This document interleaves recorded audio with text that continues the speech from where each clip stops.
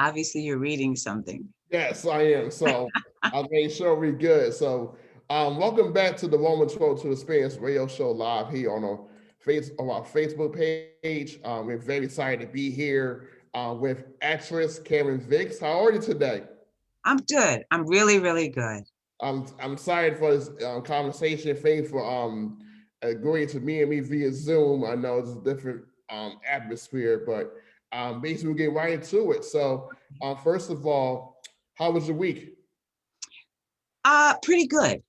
After COVID and everything slowed down to basically a halt for actors, Mm, um, it was a little trying, but for most actors, we try and supplement the income doing other things. And so basically that's what I did until things started to pick up again. And they're picking up. They're good, picking. good. So let me ask you this. So who is Karen Vick and what led you on the path to being an actress currently? What led you to that path um, growing up? And what made you decide, say, look, acting is my passion, my purpose? What made you decide to do that? My grandma, my nana. My nana used to tell us stories, and I loved the stories, and I would act out some of the stories. Then my brother and we were like, I think, 8 and 9 years old. We used to do these little stories and these little shows out of the back of my mom's garage and invite people over. And people really enjoyed it. And we weren't professional, but we gave it our all and they understood it and we all had a good time. Who am I? I am someone who cares Hmm. about people, about life, about God, and Amen. what He has in store for me. I'm a storyteller. And what drives me as an actor is telling stories, telling other people's stories in my way and in the way of the director and how they see it. Mm, wow. So what was your upbringing like growing up? You say you were a storyteller. What was your upbringing? Well, because we were poor, you Mm, know, proud to say poor because when you have to uh, pull up your bootstraps, so to speak, um, it's okay when you've had to try. And I think growing up with just enough mm, is what helped me to understand that I didn't need extra. I only needed what God could help my family provide. amen. Amen. So in doing so, um, I fell in love with people. I'm a people person. Uh, I like to engage them in what they're feeling, and then turn it around. And if it starts out in a negative, make it a positive. When I was growing up, that's what my nana did. We didn't have a lot, you know. Yes, we were on welfare the whole bit, and we would get teased, going to school for the lunches that you had because you had the lunches that were not really lunches, but the food that was provided because you were on welfare. And when other kids saw it, they either determined that you were one way or another instead of really getting to know who you were. So in growing up, I made it my business, if you will, to not look at people face value, Mhm. to really sit down and talk to them and speak with them and try and gain some kind of empathy for what they're going through and what I've been through to come to some kind of positive resolution as to how we can help each other. Right. And Right. I think film, TV, and theater help provide that. Some people say it's a release, others say it's a journey or a vacation from what's going on in Mm, today's world. And mm, that would be good for me. However, I find that life imitates art, imitates life. So, what is going on nowadays in life in terms of the COVID, what it has done to people, uh, and what it has, or shall I say, it has invoked for other people. Sometimes it's fear, other times it can come from a negative aspect. So as an actor, I'm dealing with it all and I'm trying to see it and find a way to make it positive. I just finished working with Igopo, and they did a Beckett piece called Rockabye. Mm. And Rockabye was done so innovatively by this company because it was myself and one other audience member and them literally, because what we did was we did a voiceover with my voice, but what you saw was just my reaction to what you were hearing, and you heard it on disposable earphones, um, and then you got to view me, and it was not just me, it was two other actresses, and we were all of us in three different areas in the city.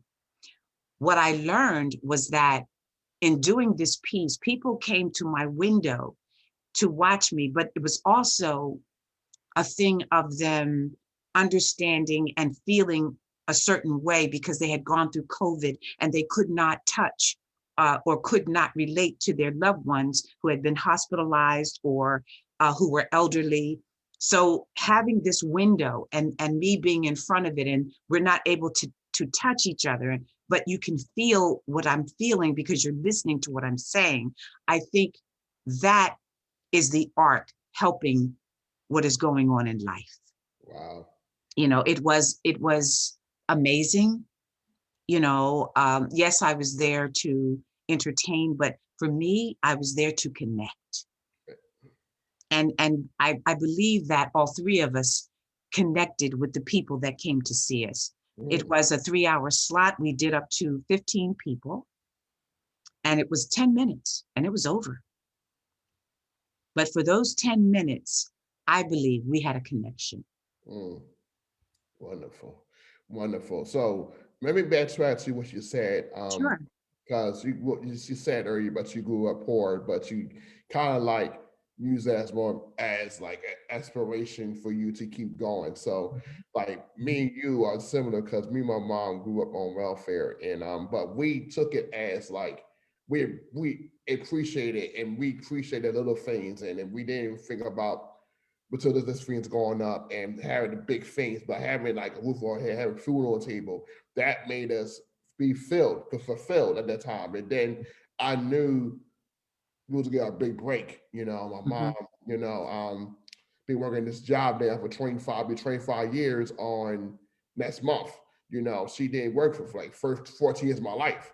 First Got 14 years of my life. She was she had a job before she birthed me. She created right, a job to raise me. right, And growing up and being on welfare and learn about it taught you to be humble and be grateful, even though I didn't know what those words meant at the time, that's right, young person, but understood the context of that word. So that's right, and now going up now in my adult years, I truly say I truly was glad I grew up at that time because I didn't have the big necessary things at that time because it kept me grounded, it kept me focused, and kept me driven, you know, and it gave me full appreciation about life, about the little things, about what people deal with every single day. That's a hardship to them. Maybe even having lights on, having food on the table, we take that so absolutely, for granted, abs- and like just having like clothes on your back, having shoes on your feet, you that's know, right,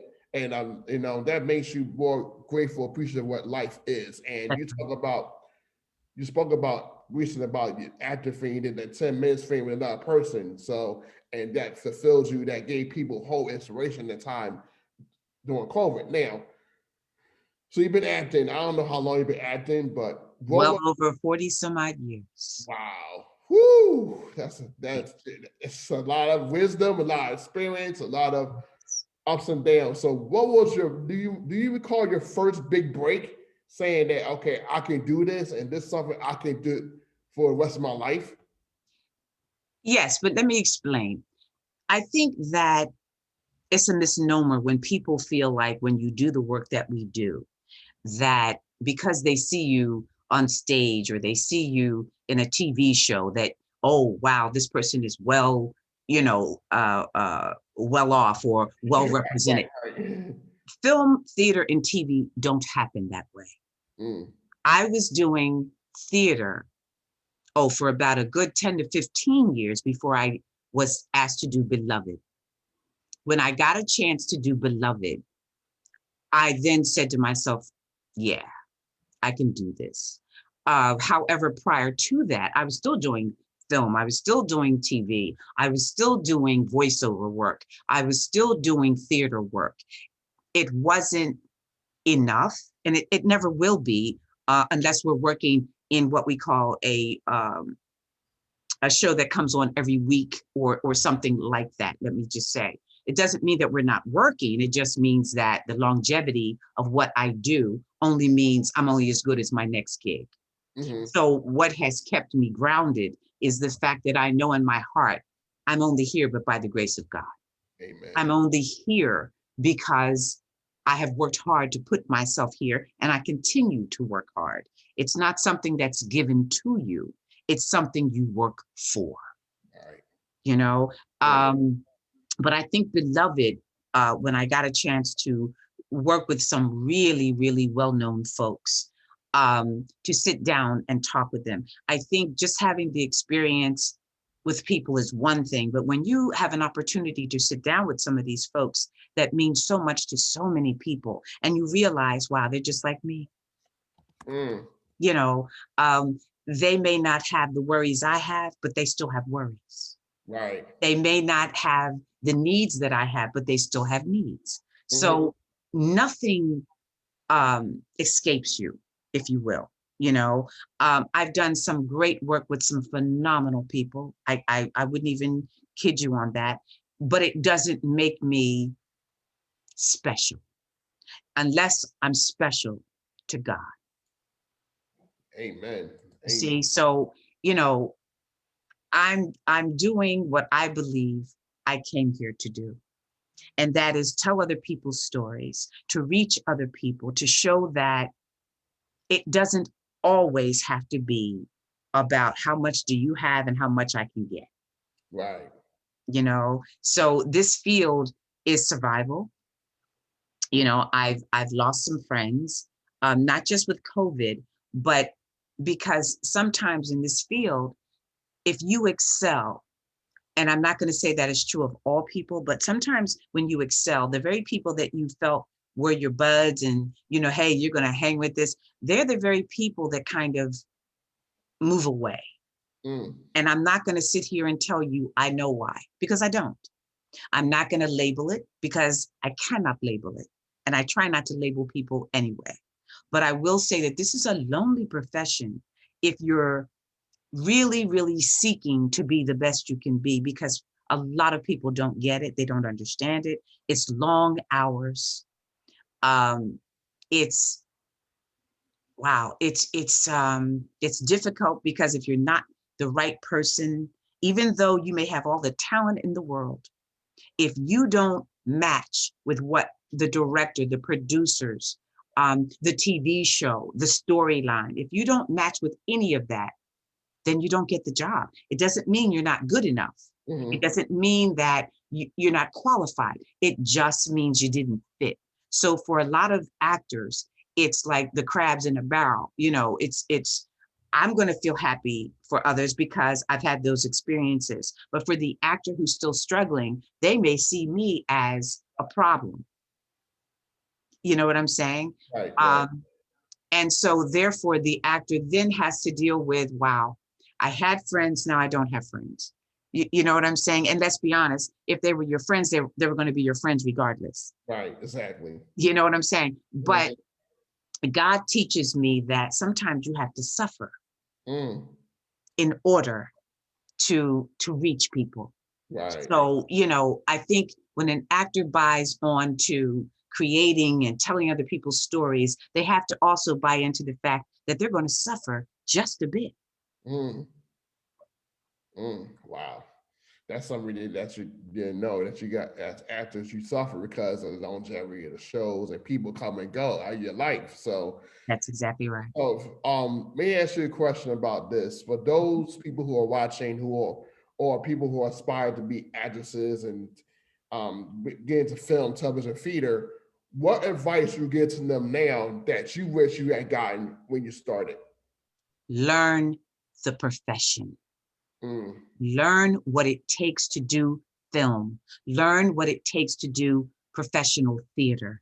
Learn what it takes to do professional voiceover work. Learn. You cannot learn enough. As I said, you have been in this field over 40 some odd years, and I'm still learning. Mm-hmm. And if I ever speak with you and say to you, I've stopped learning, then understand that I have also stopped acting. You see, Right. I'm also a private coach as well as an adjunct professor uh, Mm. at Arcadia University in film and TV. All right. And what I try to tell my students is be honest. Mm-hmm. That's all you can be. You see, that's the best you can be. I don't care who gives you the words, as long as you speak them with honesty. Because if you speak them with honesty, I can feel it, I can identify with it, and that job, for the most part, should be yours. Now, again, you've got to look at, okay, was she the right type? You know, did she fit into the family that we've built here? You know, do they all look similar? Can somebody looking at the theater or the TV or film say, wow, yeah, that's a family?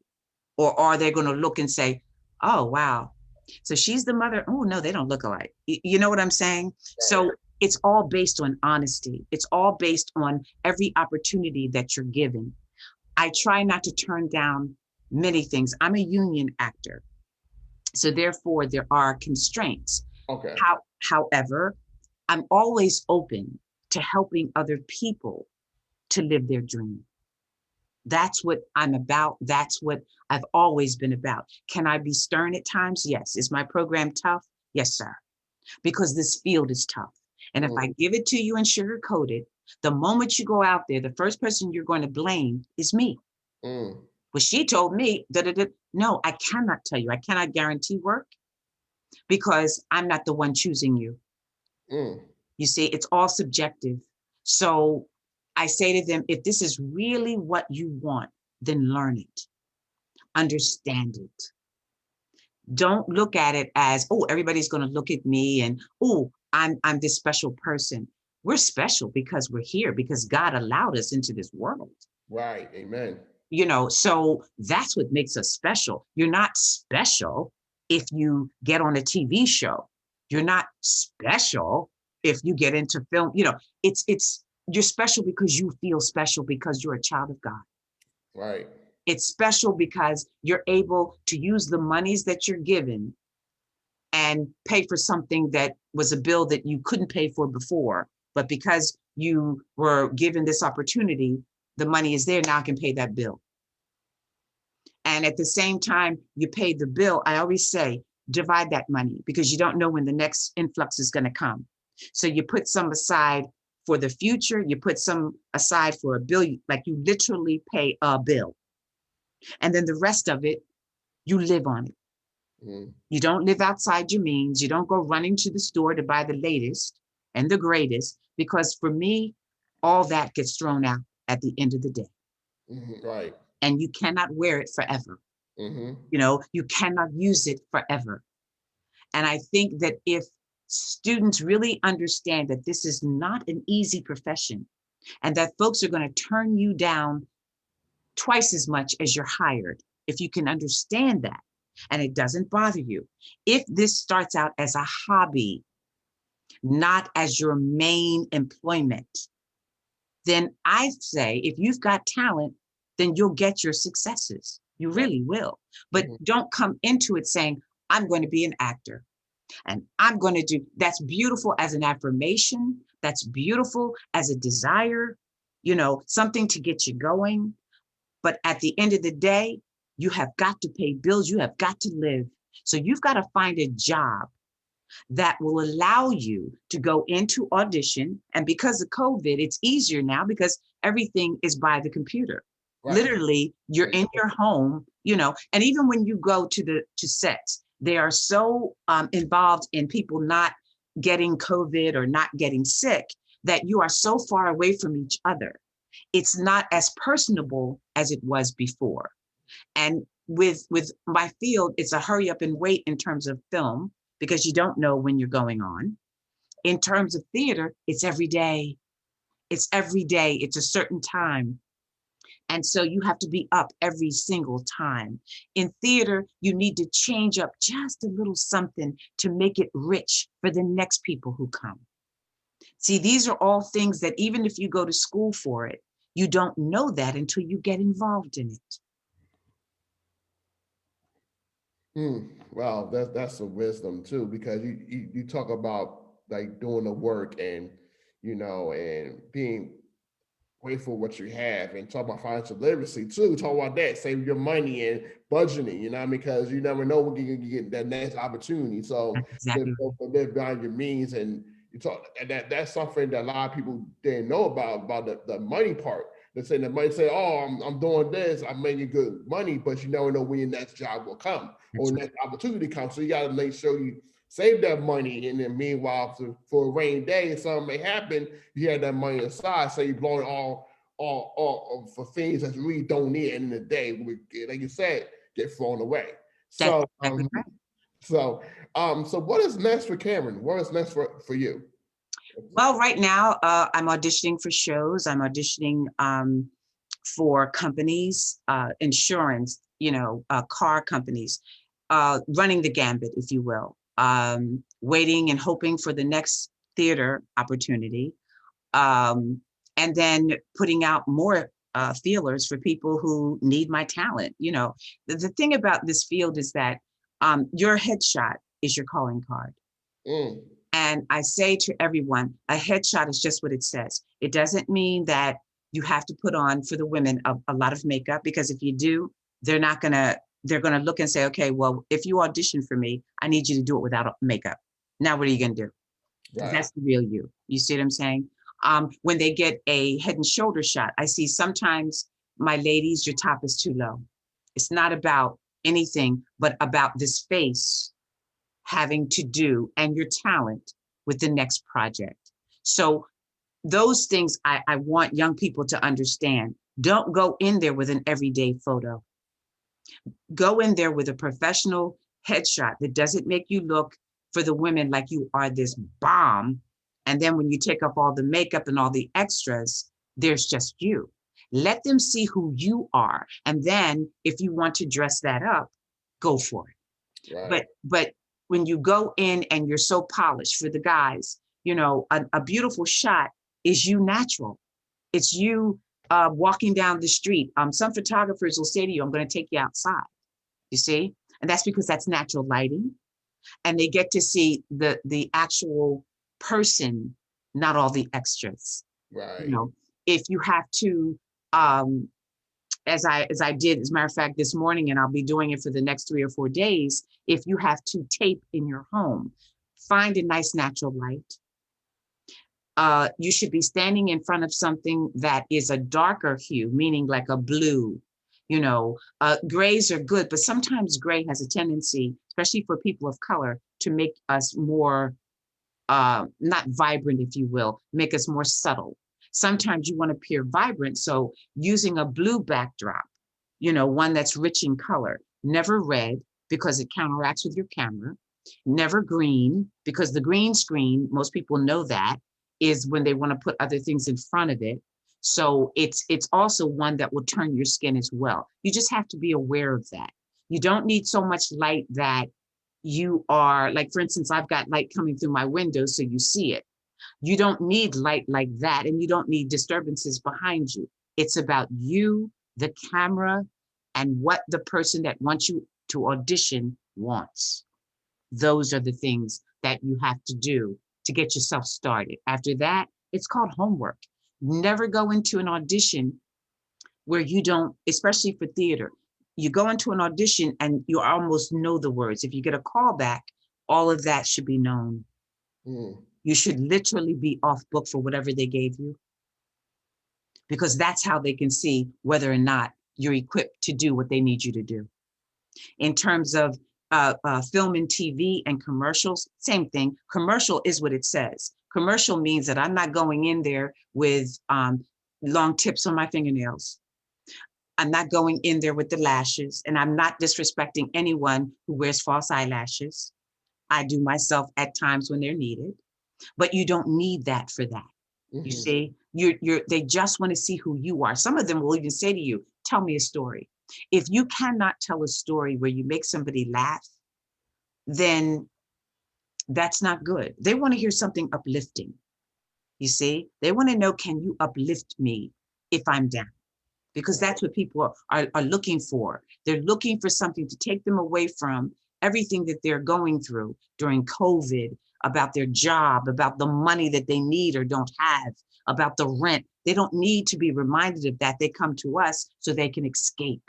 Escape. Can we help them escape for that time period? Mm, Because that's what you're signing on for. right.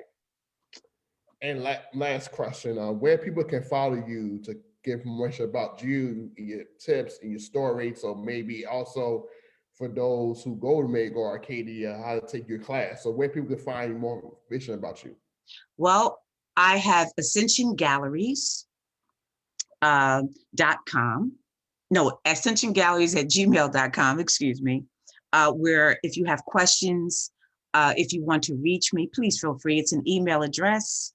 My husband, Randy, he will get that right off of my website. He will put us in touch with one another. And then, as I always say, you can come and play. Mm. With the Arcadia, I teach every other year. And because of COVID, I'm waiting to see how they're going to start their new year. See, a lot of what is going on is we're waiting to see how things really measure out, as a result of COVID. Things are going to change. A lot of students are going to be home doing a lot of classes at times. When they open up the campus, how they're going to do film and TV and theater is going to be a whole new innovative way. And the way you're going to be able to do that is how innovative your instructor is in helping you to gain that. Right. Wow. I'm also on LinkedIn. Okay. I'm also on LinkedIn. I'm also on IMDb Pro. So there you'll be able to see my credits. You'll see some of the things I've done. But if you visit the website, then you can also see some of the past classes. I do one-on-one. I don't care how many, actually there's no limit. Like I will do a workshop for people because people hire me out to do workshops. So if in your community, say in your church, you want to do, let's just say a day of theater. Yes, you can contact me. I'll put together some things for you in terms of what you want to do that day, and then get you to invite folks, and then we can play. Okay.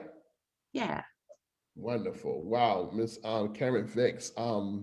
Truly inspired, truly motivated by learning some new things that I didn't know about theater and how much work you got to get into it and what the purpose of theater film television is for escape for people to come and get their, to deal, not to deal with their problems. And I want to thank you for being a guest on the show because I thank you for just sharing your story, sharing your journey, and hopefully inspiring someone to come contact you and learn more about what you're doing. And so they could be better actresses and theater and film going forward because we try to learn each other so we can get better. So absolutely. to evolve, and not go by status quo, but to be different, to stand out, and Yes, I hope the people that were watching here took some tips from what you said because it applies to the next opportunity they may have to go there and not you don't have to do all that stuff. Just be yourself. Let's that's be. exactly right. Humility goes a long way. It sure does. It You know, definitely does. being grateful goes a long way. Yep, You it does. see, I'm grateful that you invited me to come. Yes, thank I you. thank you so much. Yes, And I hope that we did reach some folks. yes, yes. Hopefully we can spread the people to you so they can learn from you, and then Right. hopefully one day we could do a show here. I There mean, we so, go. in Philly. You know what I mean, so That's we right. can you find maybe some classes for our for young people, and just give them that advice. That maybe that someone didn't tell them. Now at coming up, they know what to do and what not to do. So. Exactly. Yeah, so thank you so much, Ms. Karen Vicks. I hope you enjoy the rest of your day. You be Thank you. safe You and too. just I'll pray for you and that you do Thank well you. your endeavors. So the next gig will be an awesome one for you, and just keep practicing, keep motivating, keep inspiring, be humble and be graceful. Thank you so much. Thank you. Have a Thank good you. have a good one. You too. Bye bye. Bye-bye.